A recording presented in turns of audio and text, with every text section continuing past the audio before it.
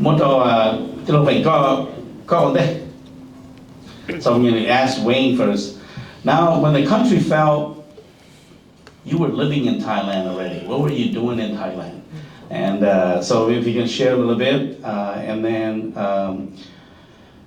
when the refugees arrived in the refugee camps, many of them were prohibited from leaving the camp. How were you able to transport people from the camps to go visit, ambassadors and the embassies and the U.S. ambassador and the French ambassador? So you can share a little bit. How did you end up in Thailand? Yeah, well, na cho giờ đi bỏ họ cho lên na có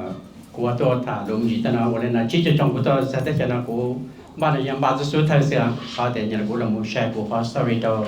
nên sẽ làm long để support như lúc nào họ muốn cho tôi chân xài trong tủ ta nói nè lên na nè nó có dòng đó thì của cho thả tí dòng là sư đó là một tàu của chỉ thằng gì lại thế ta nói thế mà lên na thầu lúc chạy về tại đây lúc chỉ đến đâu mà thằng đó mà cụ ta tỏ park là điều vacances nên chỉ bé park vacation nè chỉ cụ nhiều bữa đó là cho họ viện trần tên là chỉ là cho họ tên là quay trở trong đi mua ít cho nên lợi đến các buồn nè và lợi đến các buồn này lại cho nó chuyển tới đến sport includingท่านเนี่ยผมว่าปอแต่เนาะเจ้ากูฮอซาเจ้าว่าจะเอาเล่นได้ละเจ้เป้กูผสมเป็นเนี่ยคนเจ้เป้ผสมเป็นกรณีปัจจัยเจ้เป็นเป้เจ้ที่ติกรณีลิขิตเจ้เจ้ฮอเจ้าเล่นนะเขาเป้ผสมเนี่ยมันเนี่ยเป้สาปอเช่เจ้ในพลยาหายที่จะเราเป้จำอย่างมองอย่างจากเวียงจันทร์นะเราก็จะถอนได้เจ้เป้ได้ตาที่สิเลยนะเจ้เป้หมู่เขาถึงจะต่อเลยแล้วก็ไปเห็นเท่าเทียนะเจ้เป้เจริญศาสตร์เราคือช่างเทียเราปนลิงก็ตัวมุนจีในพลนั้นเจ้ในพลมอตัวออนไลน์กีบtrong ngân hàngเราเที่ยงการต่อยลูกบอลเราchoเจ้ให้เจ้าก่อนเป้จะมีห้องยาเวียงจันทร์นะกับเป้มันจะไปจ้องผู้ตื่นนะในพลมันได้จ่อยเฮลิคอปเตอร์ตัวต่อเป้ยาหมดจะน้องแจ้งนะเรื่องเรามีอะไรเนาะเจ้าสมัยตอนนู้นต่อข้าแต่นะเจ้เนาะแต่ตรงนี้เนี่ยเราได้ปูต่อบ้านเกิดตาได้เจ้เป้หมดต่อจ้องผู้ตื่นเลยเจ้เป้หาต่ออ้อนนู้นต่อข้าแต่นะเจ้เป็นหินเหิบเลยแต่ละที่แต่นะเจ้เป้ทะเลเราจะล้มแจ้งยิ่งแต่นั้นเจ้ถอดจะล้มแจ้งเจ้ถอดจะต่อบ้านซ้อนยันสูนั้นเจ้กูที่จุนจีเซนเตอร์ฝงเสียวันนี้ยังมองไปตัวนี้ละเลยมันหนึ่งคงใจแต่นะเท่จะหาจีตัวผู้ยืมองห่างแต่นะยากรณีนั้นยากรณียันห่างจุดตัวกือนะนี่ตัวจอจะเนี่ยแต่กับผู้จีตอนนี้เราเวียงจันทร์แต่นะยุ่งลำถ้าเตะสิวิธีเราจะตัดชนะเนี่ยเราตัวย่อวันนี้นะในพ้นยาเลยในฮันนี่นะอย่าจะตัดชนะจะมองจุดมาเก็บหมดเขาตัวแต่นะจะกับผู้จีตอนนี้มุกเวียงจันทร์ที่สมาเป้ก่อใช้ในจะเราวิจารณ์เราจะเป้เราชี้ถาจะให้ติการเรียนที่จะเราเป้ที่เราจอกันจะเป้มันลงแจ้งอย่ายอดต่อแต่นั้นเราเป้การหาจงจะเป้ดีไซน์เรียนแต่นั้นจะถ้าเป้มันจอลงแจ้งแต่นั้นจะกูจะตอนเราเรียนถ้าจะชิมหมดแต่นั้นนะชิมหมดแต่นั้นจะกูจึงจะเป้ทายกันแต่ลูกชายหยองแต่นั้นยังมันต่อตลาดแต่นั้นสิจะกูจึงพอในผลยศยศรุ่นเด็กในผลจึงย่ออย่าจะมองได้จะกูจะชี้ทะเลเอาเลยนะเราจะท่านถาเดี๋ยวที่จะเราต่อ front line นะจะที่จงดูจุดนี้ต่อจะต่อนะที่เขียนตานะจะต่อชุบแต่นั้นจะกูจีที่ดีไซน์เขาแต่กูจียาจมูกนั่นนะจะจงมือเส้นจอนที่มันที่กบเปล่านะจงมือเส้นจอนนะจะกูจีที่กูที่เรามันจะยีท่อที่กูท่อที่ช่องฟื้นไปจีนั่นจะเป็นมันเป็นผลเจมันจะเป็นจะกูที่กูจีวิ่งเย่มือเฉาแต่นั้นแต่เย่มือจีเนี่ยผลแต่นั้นเช่นเนี่ยผลยังหายใจเราชอบกูจีเหมือนตอนเนี่ยผลนะแต่กูจีจีตัวนั้นนะเจ้มือจอแต่นั้นจะจึงปออีตัวกระนั้นจอเนี่ยผลถาอย่าเจ้ชนน้องเนี่ยผลไทยไปเราดูตอนนี้แต่นั้นเชื่อเจ้กูเหล่าเจ้ก็ที่เจ้ามันวงในหล่อเขาลงแจ้งนะเจ้ในป้าดูกูจะไปเสกตะกูนะในผลไทยนั่นตอนนี้แต่นั้นมาดูกันนะจีเช่เป้ปมงเป้ต่อตะการชินจีนสิในผลไทยนั่นตอนนี้ในพลในตอนนั้นแต่นั้นสิเจนึกเกจเจ้าเกจในมั่วเกจในพลชาก็แต่พัดลมนั้นตึ้งกดจนในโต๊ะนะเจในพวกเจในเจ้าก็สีเหล่าแต่ไหนจะเตียนรูปเป้เนี่ยให้นั่นเจในพลเจเช้ามองอย่าไปมองไปจนต่อตะการชินจีนสิแต่นั้นนะเจในคำนับเกจในเหล่าแต่นั้นเจขณะยาว Let me translate first. นี่ก็เป็นเรื่องวิชาการ He was in Thailand as a student and he came back on vacation to Vientiane. When he arrived in Vientiane, there was a major protest in Vientiane at that time in May, because many of the students at Dongdok actually were protesting to kick out all of the old leaders, including General Pao. And so they said, what should we do? And they made a connection to General Powell. General Powell said, they sent a radio, a military radio, as well as 2 million kit, and told them to go to Longcheng, or to Sarapukun, Pukakwai, and they can bring the helicopter and airlift the students out. But unfortunately, that did not happen. Later, they were able to go to Longcheng, and but he said when they arrived in Longcheng, General Powell was still in Longcheng, and the person that came to replace the prince that came to replace General Powell was meeting with General Powell and his father. So his father is one of the colonel, and so General Powell said, when I leave, please love my people, because we don't know when we're going to come back again. And so the prince kneeled down and said, who's going to take care of us after you leave? So. ชาติเป็นตัวจันน้ำพองนะอย่าเป็นตัวจันน้ำพองนะมันยิ่งชุ่มเก๋เต๋อเลยนะเป็นยังเป็นจากมุ่งจาก option มาจุยาลินอเซียมั่วจากมุ่งเนี่ยเป็นเนี่ยเป็นแค่น้อยนะอย่าแล้วตัว G เป็นจากมุ่งแต่นั้นจะให้เดี๋ยวเลยนะอย่าจะตัววิลิงเขาจะยังมุ่งเนี่ยเป็นท้ายเต้แต่นั้นจะแล้วต่อมุ่งเนี่ยเป็นแค่น้อยนะอีป้าจุยาลินาอีป้าแต่นั้นจะอย่าจะลิปตาลิปอหันจะแต่นั้นespecially เนี่ยลิปิสัตจะจะนักเขียนจะแล้วมั่ว valid ลาว passport นะจะน่าจะแล้วสมัยมุ่งต่อฟักกี่เต้อะโอเคเขาอีป้าจะน่าจะช่วยกูตัวติดต่อแต่นั้นก็มุ่งไปช่วยเต้ช่วยมาเลยป้าเฉลยตะก้ามุ่งต่อรู้แต่จะละช่วยนั้นจะอีป้าจะกุ้งป้าเลยแต่จะน่าจะน่าจะเป็นจะ option เนี่ยลงใจเนี่ยเป็นนักพงจะช่วยอะไรน่าจะน่าเสียเขาไปตามลิปอให้สั่งแต่เขาอีจะน่าจะวิธีจะเขาจะรู้ใจนั่นน่ะกูมากูตัวเขียนจะมุ่งฟักกี่เต้อะไอ้นั่นตรงนี้เฉลยป้า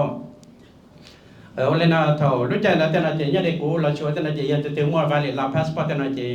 กูไอ้หมู่แบงค์เขาแต่นั่นเองกูม้วนได้แล้วว่าเลสเปอร์เซ็นต์นั่นนะแต่กูมาดิซ่าแต่กูวัวต่อแต่นั่นแต่กูเราต่อแล้วหมู่แบงค์เขาแต่นั่นเองมั่วดิซ่าแต่หมู่ฟิกิเต้เลยชิดแต่นั่นนะเขารู้จักนะมาเป็นชิดมั่วรับจีโปรแกรมแต่นั่นนะชิดแต่เล่นนั่นเรากูอินสตาแกรมนะวิทอแต่นั่นโอเควิทอตัวออสเตรเลียตัวน่ะเขารู้จักนะมาวิทเทียเรามาตัวดร.ปอเทียแล้วเป็นแหล่งนำมาแล้วตั้ง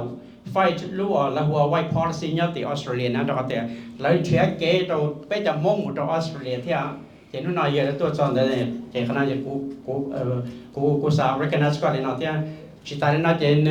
นึป้อนเนี่ยที่นึเป็ดนึอีตัวตุ้ยเดี๋ยวตุ่นใส่นะที่กูจะถูกเทียนโดยตัวฟื้นนะสามออสเตรเลียรู้จักแต่ที่ชี้เทียนแต่นะเขา reason เขาจะกูมุ่งเราต่อวิธีเขาจะกูกันแต่แต่แต่จะกูมุ่งปัดท้ายนะ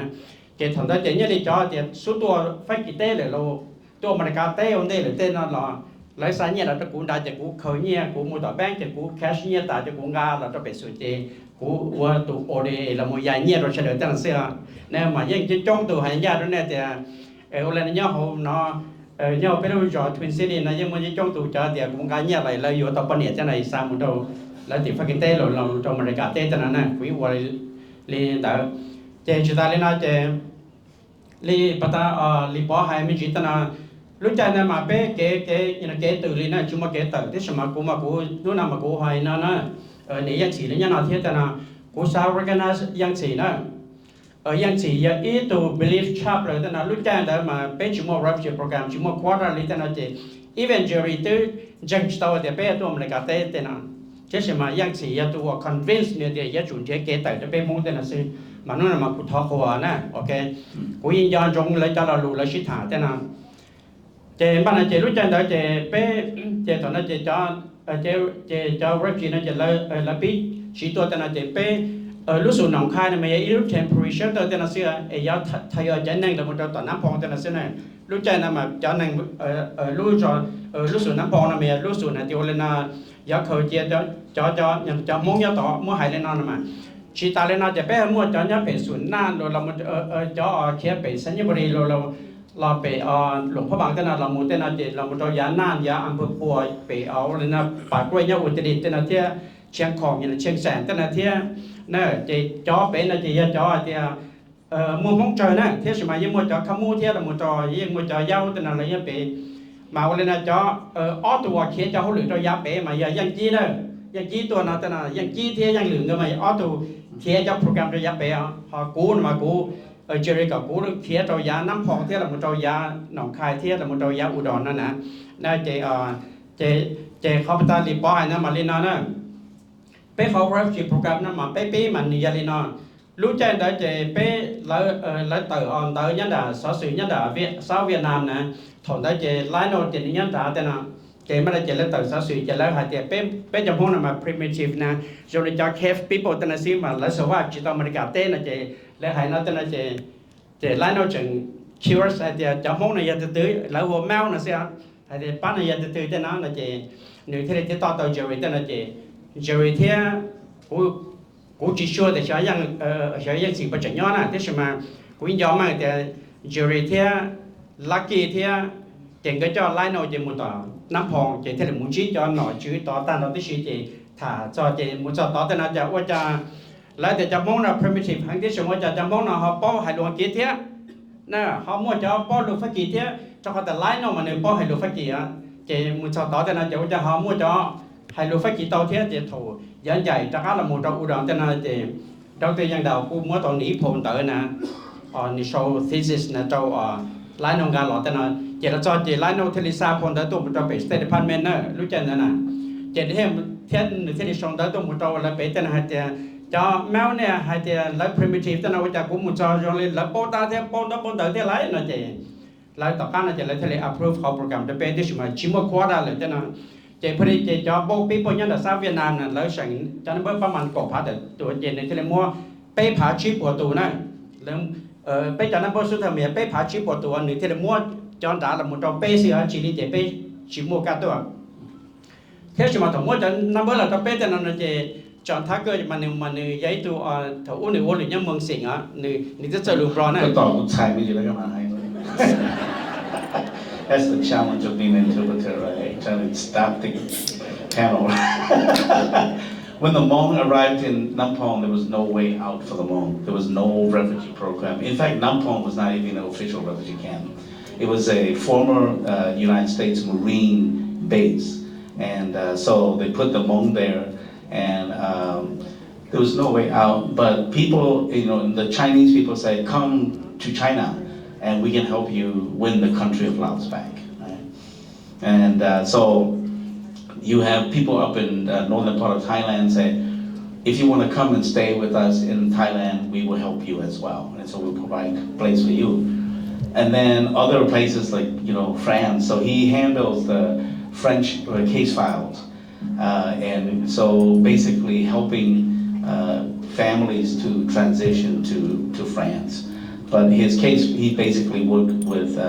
Nong Khai, Udon, and Nampong. And then the northern part of the Thailand was Mr. Yan Ji that worked on that. And Mr. Bru also worked on the France case files. So again, as he mentioned, there was no plan to resettle Hmong. There was no refugee program for the Hmong.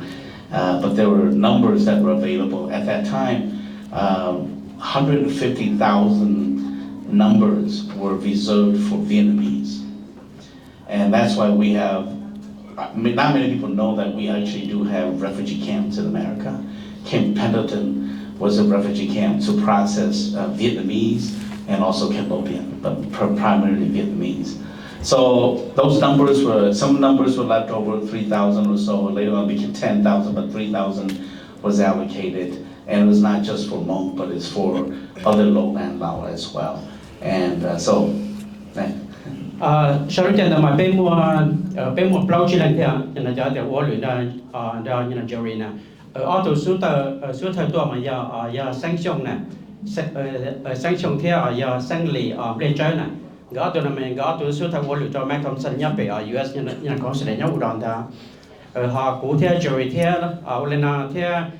chi bây giờ nó chỉ bây cho uống luyện cho Jerry cho Hmong nè ok thì chỉ ta lên nói chỉ lúc chân là cũng giờ tao rồi giang gia là tôi ba bây đủ theo lý sai là tôi ba bây đủ theo nè theo là một trâu theo chữ chủ nè cú chế bị tiêu lâu nè nếu cú tôi ba bây tới đủ cho nên theo họ mua vào theo mua lì tổ nói giang nè nếu giấy đủ theo giờ tôi ba bây lúc chân rồi thế là thế mà là tôi tên là chỉ trong đi là tôi nhớ ít đủ tên là suy chỉ là đặc là tên là nè dạ chế So we have a group of people that worked with Jerry Daniel, and Jerry Daniel's his case files again is Hmong. But even Jerry Daniel didn't believe that resettlement for the Hmong was possible. But the Young Tzi, Ms. Blia Young's husband, really convinced Jerry that there is a way out for the Hmong. And but again, because people like Lionel who went to Nampong and met people that spoke English, these people who were supposed to be primitive, and spoke English, and then Dr. Young Dao also provided his dissertation to Lionel Rosenblatt, and he actually translated it to English. It was all in French. So that original book is at the Center for Hmong Studies. dạ chế thầu bé tàu như là bé phá chip của tụi nó bơi lọt cho nó chế chọn thắc cơ là mua bé ít phá tụi nó bơi là cho chân anh blog đó dạ cho chân anh blog là tên là chế thầuยังหรือเที่ยเจริญก็ยังมุเป็นส่วนนั่นนะก็มุสัมภาษณ์ไปตอนนั้นเจนี่เที่ยกับกูเที่ยกรณีลิตั้งนะตรงนั้นมากรณีลิตั้งต่อหลอกปีวัวหรือต่อเป้อะเจกูว่าจะเทรนเนอร์กรณีลิตั้งต่อเจเนี่ยแต่ก็หมู่ต่อส่วนเวลาหมู่เขาเลยอีพาแอปพลิเคชันตรงนั้นมาจะป้อนแต่เส้นนั้นจะป้อนที่ยังเชียนั่นเจเป้มาลีละก็เราชิ้นจีไปอุดรเท่าชิมุชจอแต่นั้นเจ 2 days in later แต่นั้นเจก็ละก็เราจอแต่นั้นเจเป้มัวอีพาตัวนั้นเบอร์นั่นละก็ตัวมุ่งตาเลย yeah that's what happened เจเที่ยกันนะอย่างcause the reason that I came to the US early vì đó thì nữ chỉ sau xe thì nữ phong của trâu lái nào nè thì cô mua cho number ít phạt tụi trâu mông nữa nè. So one of the case file, John Tucker, one of the case file officer, gave those numbers to the Lao, but he and another caseworker actually converted those 1,000 numbers to Hmong, and that's the reason why he had to leave America. He left for America because people weren't too happy with him for switching numbers to Hmong instead of keeping it to the Lao. Okay, thank you. Anything else to add? No? Okay.